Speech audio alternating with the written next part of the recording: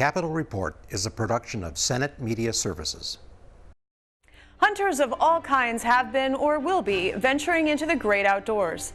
This week, avid outdoorswomen, who are also key policymakers, provide insight and information on the health of the state's wilderness and wildlife. Stay tuned for this and more on this week's Capitol Report.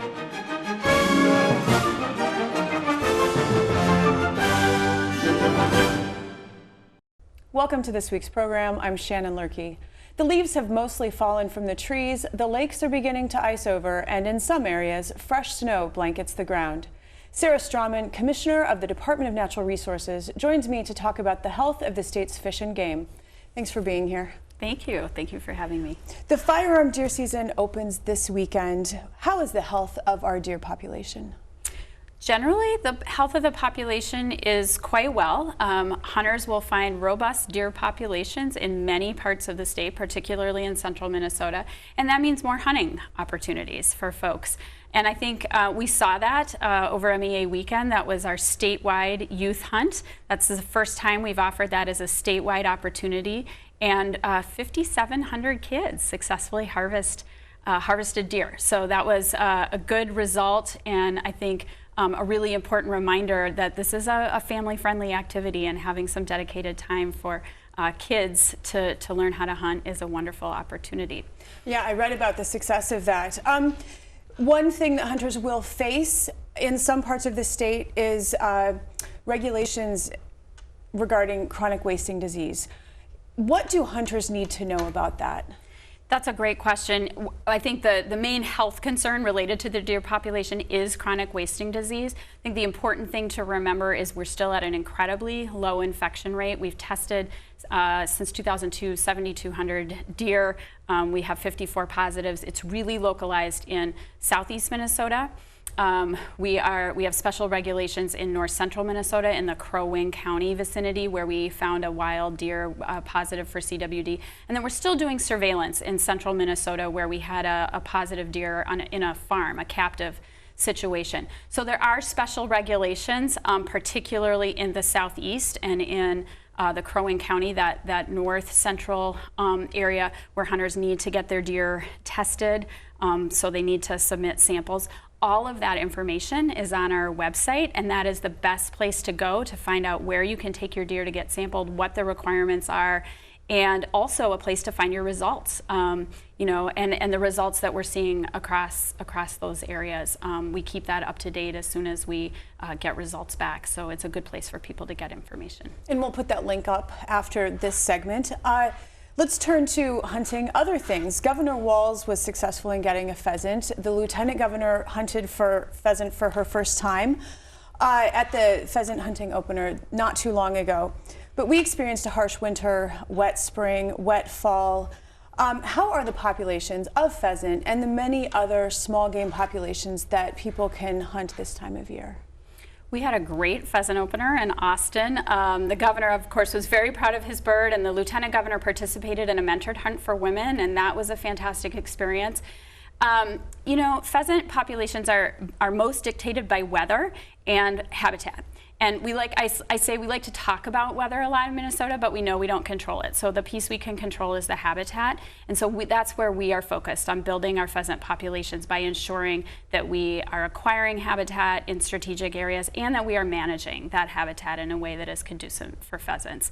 As far as other small game species that people are out hunting, I know in my household we found a couple of grouse and some woodcock, but I'm hearing good reports on those, and so I think hunters are having a good fall. Excellent. This week the DNR rejected a petition from an environmental group that asked the department to ban lead fishing tackle and ammunition statewide due to the lead poisoning that makes its way into loons, eagles, and other wildlife. Is this something that should be addressed by the Department of Natural Resources, or should this question go to the legislature? We looked at that petition really carefully. We looked at the many years of data and information we had. We looked at the information we had about public sentiment on this issue. We looked at what other states have done, and ultimately in this, one of our conclusions was this is a really broad request for a ban across all tackle all ammunition, and in other states that has been done through legislative action.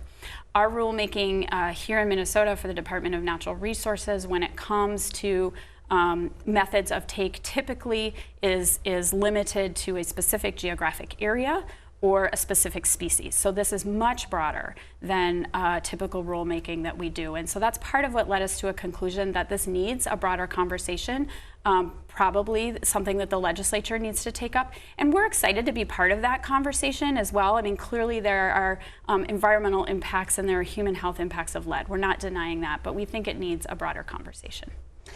In the last few weeks, zebra mussels or their larvae have been confirmed in at least 5 more lakes in Minnesota. Is this a battle that the state is losing? That's a great question. I think on the minds of a lot of people, it's a sentiment I hear. But obviously these new discoveries are disappointing. But I think it's also important to put it in perspective that while many of our large lakes that get a lot of use, and so the names we recognize now have zebra mussels, in total, only about 3% of our water bodies in Minnesota are infected with zebra mussels. And so this is something that is very much still, there is space to work on control. And I think even with those lakes that are infested, you know, Minnesotans haven't given up. The lake lovers have not given up. And so this really is still an effort to work in partnership with lake associations, in partnership with local governments, working with the Aquatic Invasive Species Center at the University of Minnesota to make sure that we are doing all the education and outreach that we can do to make sure that people are taking care of their boats when they take them out of the access, limiting the spread, and also learning as much as we can about how the mussels spread and if there's something we can do to control them in the future. But maybe not quite as dire as sometimes we think it is because we keep seeing all of these headlines about this lake and this lake, but it's really only 3%. It is, and that's surprising. And again, part of it, you know, we have to remember that many of our large lakes are infested. So, you know, what we're talking about in that is we have a lot of lakes in Minnesota and we have a lot of small lakes. But I think it shows that, you know, this isn't lost, that it's still really important to seize the opportunities that we have and do everything that we can do in an aggressive manner to halt the spread. Finally, before we go, applications just opened for the No Child Left Inside grants. These are open to public entities and nonprofit organizations who serve youth. What do people need to know about this? Well, this is a really exciting program aimed at getting kids outdoors and creating opportunities for all kids in Minnesota to get outdoors. And, you know, we need to do that through partnerships. And I think what people should know is this program has been, it's new, you know, created by the legislature. It has been met with resounding embracing and success. And so we opened up the first round of applications, and within hours we were oversubscribed. So we actually had to stop taking applications. But there will be another round. There will be future rounds and future funding available within what the legislature appropriated us last year. So folks should watch the website. We also have networks that we're putting information out, but the website is a great place to find out when those next rounds open up, because I suspect they will be as popular as this first one. Well, and getting kids into the outdoors is such a good idea. Absolutely, and I think what's exciting is, you know, people aren't waiting for the DNR to create all those opportunities. They are figuring out, you know, in their own missions and the work of either nonprofit organizations, whether it's a conservation organization or sometimes a community organization, what they can do to get kids outdoors, because it's really good for kids in their childhood development, in their health and well-being to get outside. Commissioner Strommen, thank you. Thank you.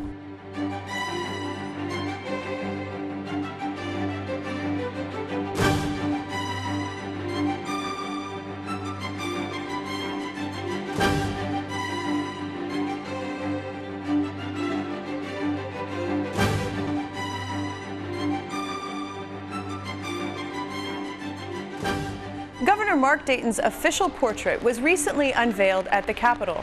Historian Brian Pease offers a brief history of gubernatorial portraiture. You're looking at portraits from the 1850s all the way up to the present day, and so you get a really good story about art history and how portraits were done. The first few governors have more of a bust portrait from their shoulders up to their head, and I think that might have just been the style at that time. And some of those were done by the same artist, so it might have been just that was his technique, that was what they had wanted.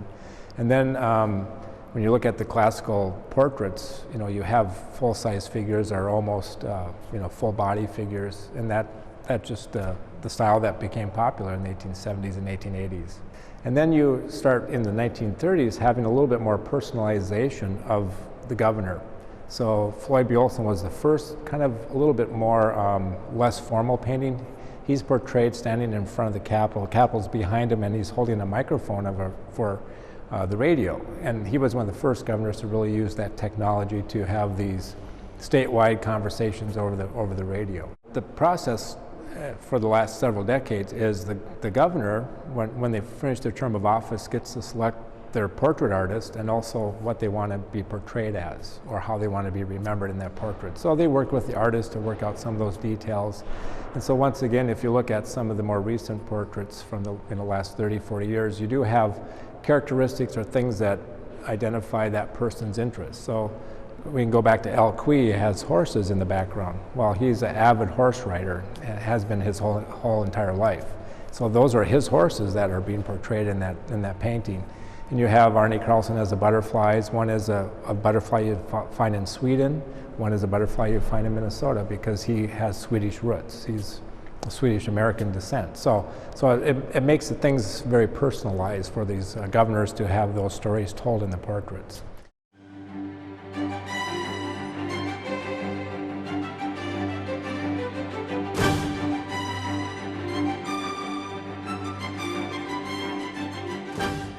Joining me to offer her assessment of the state's natural resources is the chair of the Senate Environment and Natural Resources Policy Committee, Senator Kerry Ruud. Thank you for being here. Thank you for having me.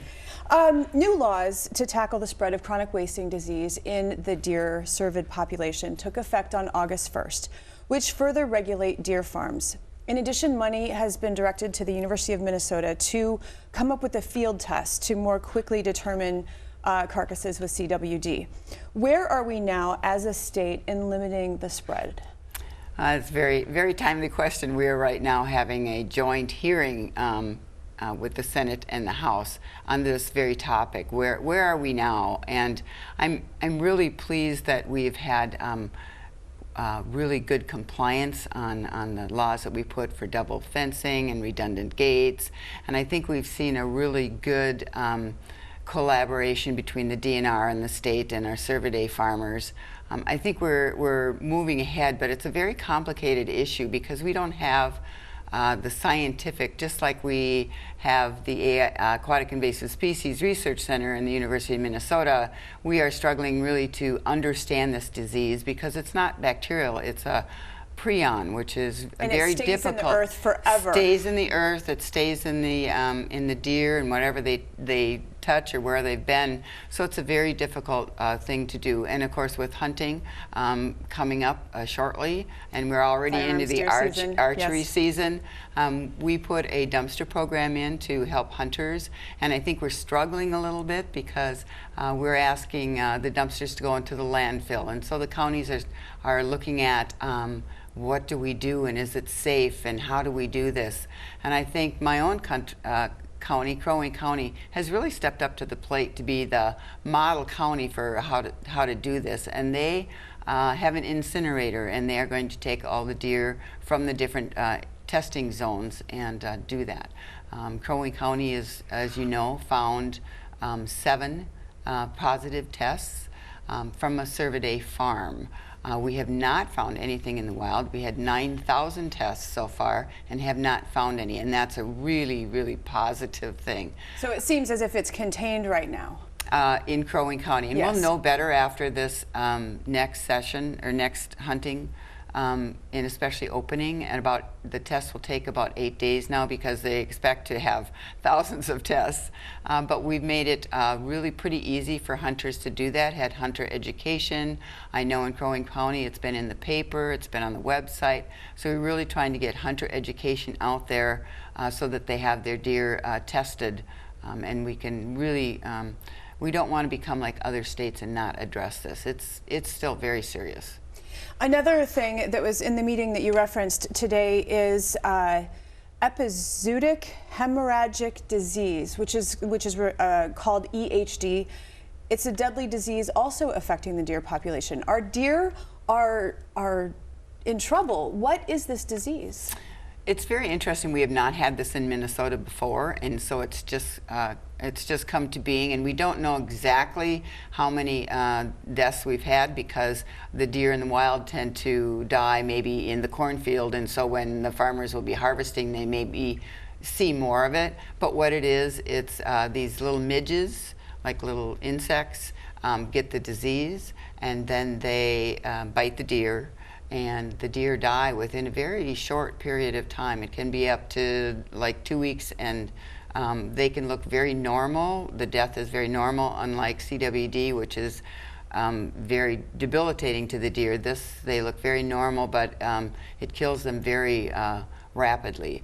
So when the frost comes, the disease goes away because the midges freeze. And they're not quite sure where they come from. They could come from another infected state in the air, you know, being blown miles away.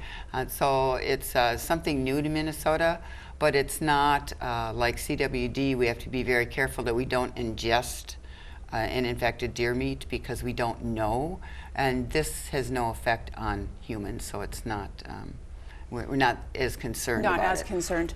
Let's turn, if you will, to Lake Mille Lacs, which is up in your area of the state. It's often in the news over conflicts between resort owners, the Department of Natural Resources, and tribal communities. In your view, how are things right now? You know, I just was up last week up to Fond du Lac, and I have been, as chair of the Environment Committee, I had asked to come and audit the committee, their meetings between the tribes and DNR and the whole Mille Lacs group. It's called the technical meeting. And I just sit and observe. I don't participate in the meeting, but it was really, I think we have really developed a very good relationship, and we're really working on the science of Lake Mille Lacs. And so it is very technical, hence the name, but I think the fishery is in really good condition, and we've been working on, there's a class of the 2013 class, and that's the one we protected with closing the fishery and the limits and the slot limits, because we want to protect that, and that is breeding right now. They're the ones that are laying the eggs, and we've seen some really good results. We saw this year we were able to keep a fish on Lake Mille Lacs, and we hope to do that more. So I think the health is better, but just think of the other parts of the fishery that are thriving, the muskies, the bass, the northerns. And so we struggle with the walleyes, but I think if you look overall to Mille Lacs Lake, it's one of the most amazing fisheries on the planet. And so while we're really working hard to keep the walleyes, everybody wants a walleye, but we have just an amazing fishery, and we know that we have aquatic invasive species, and we have zebra mussels and milfoil and all of those things, but I think we're really doing a really good job in trying to manage it and understanding the science, and the testing that goes on that lake is unbelievable.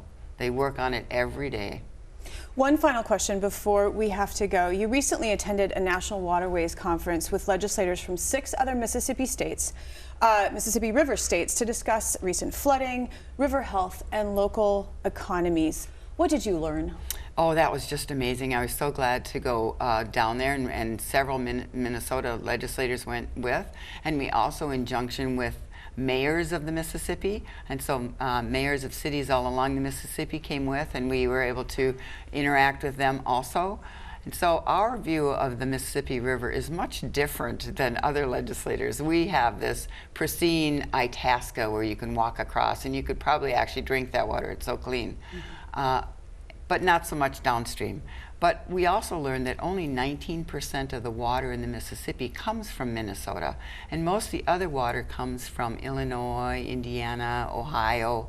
And so pollution that they take care of is very important to the health of the river, and the hypoxia, where there's dead zones in the river because there's so much pollution and silt. So to put this group together to start working on this is amazing, and they're coming to Minnesota next year, and we're going to bring the whole group up to Bemidji. Mayor Albrecht is going to host them, and we're going to all walk across the Mississippi so they can understand our portion of the Mississippi. Sounds like a great idea. Senator Ruud, I want to thank you so much for your time today. Thank you. It's been delightful.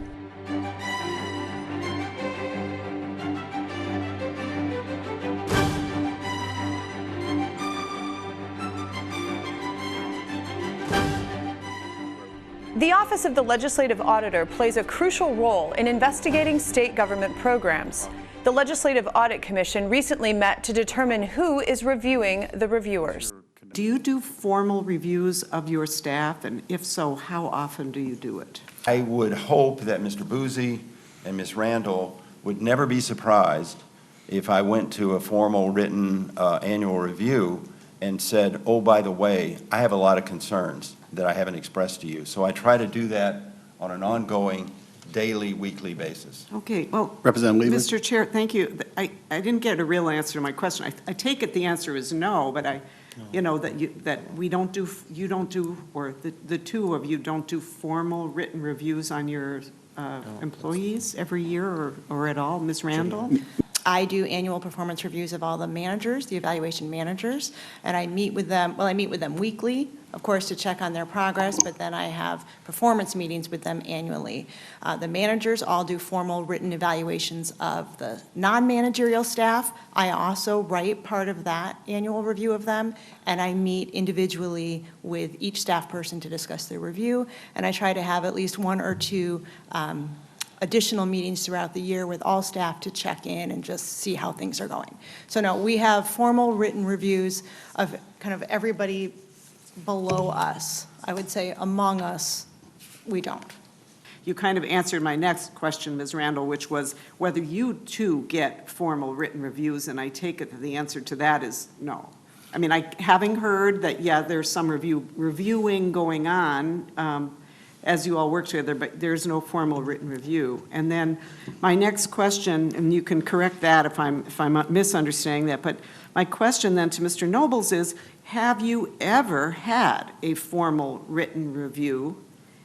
And if so, when was the last time that happened? I've never had a formal written review from the Legislative Audit Commission. Thank you, Mr. Nobles and Representative, and that's exactly why we're here today, to discuss and have define a policy so those that are in our positions, in our roles in the future, because we're temporary, that we have some guidance and to formalize that process, because it is critical to the existence of the office. All the conversations up to this point about making sure that the nonpartisan nature of that office continues, and that's what this process should reflect.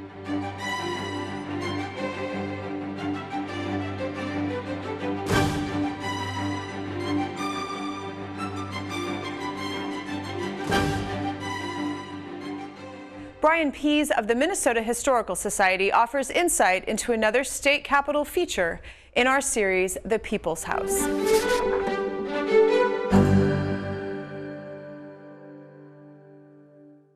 The chandelier is one of the unique features of the state capitol. What makes it so popular?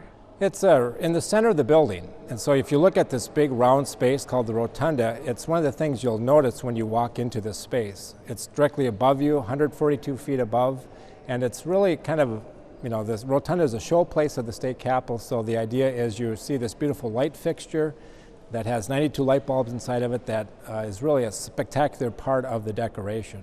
And that was what Cass Gilbert, the architect, had intended for this space, was to have this beautiful round space for the public and see all the beautiful architectural detail and artwork and light fixture in this case.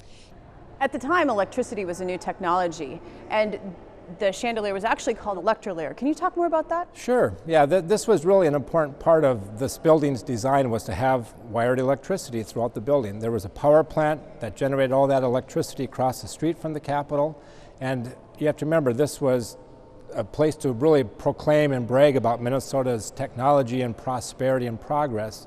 And what better place to have that than in your state capitol? So at that time, you know, a chandelier is a fixture that has candles, technically, and we still call it a chandelier today.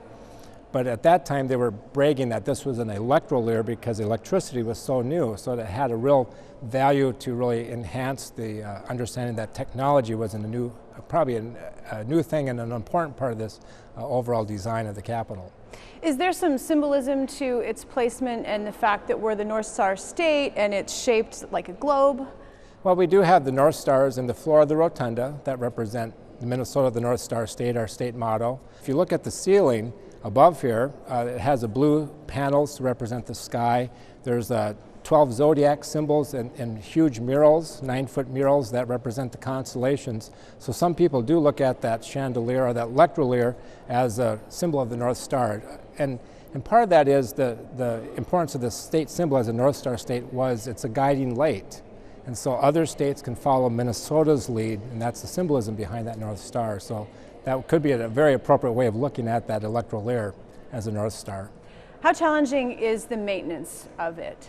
Yeah, it's pretty impressive when you look at how high it is, and that's the question people will often ask on tours is how do you maintain that? There's over 48,000 crystal beads, 92 light bulbs inside that chandelier, and when you stand below here on the first, second, or third floor, you might be able to see there's 3 doors on hinges that can be lifted up. Well, you don't have to climb all the way up 140 feet to access that. It can be lowered on a winch and a chain, and then it gets accessed down on the first floor. And we can go on there, clean the crystal beads, change out the light bulbs. And so it's not as complicated as a lot of people might think it is. But once again, it's part of that overall design. You put in a beautiful light fixture, you are going to have to maintain it, so you have to figure out a way to get it up and down. Is it true that it's done with the remote control now? It is, yeah. Historically, it had a hand-cranked winch. So you can imagine that was somebody's job to lower that down to change the light bulbs. And now it's all wireless and mechanical, so you don't have to have as much of the manpower effort to raise and lower that chandelier. If people want to see the chandelier lit, when are the times of year that it's lit? Yeah, we have it every year. It's turned on for Statehood Day, May 11th is our state birthday, so we became the 32nd state, May 11th, 1858. So if you want to come and be guaranteed of seeing that turned on, that will be one day. We have started the tradition of turning it on for the first day of legislative session each year, so that's something that will be turned on that day. And there's state events and public gatherings that sometimes that like chandelier the grand will be turned opening? on. Right, just in August of 2017 we had the grand reopening of the Capitol, and that chandelier was turned on each of those days. Is there a reason why the chandelier is only turned on periodically? I think part of that goes back just to the maintenance part of it, because it's a lot of work to raise and lower it. You know, even though it's automatically can be done, there's still a lot of wear and tear on the chain and the fixture, so it's not something you want to do every day, bring it up and down. So it really is, looking at the maintenance part of it. If you turn it on every day, it's often difficult, to bring it up and down to change a few light bulbs. And so the other part of that too is that it has such a long tradition of not being on every day that it's something that people look forward to seeing. So if it were on every day, it would be like, well, that's a really neat part of the building, but there loses some of that specialness of being unique to the building and the size and seeing it turned on just a few times a year.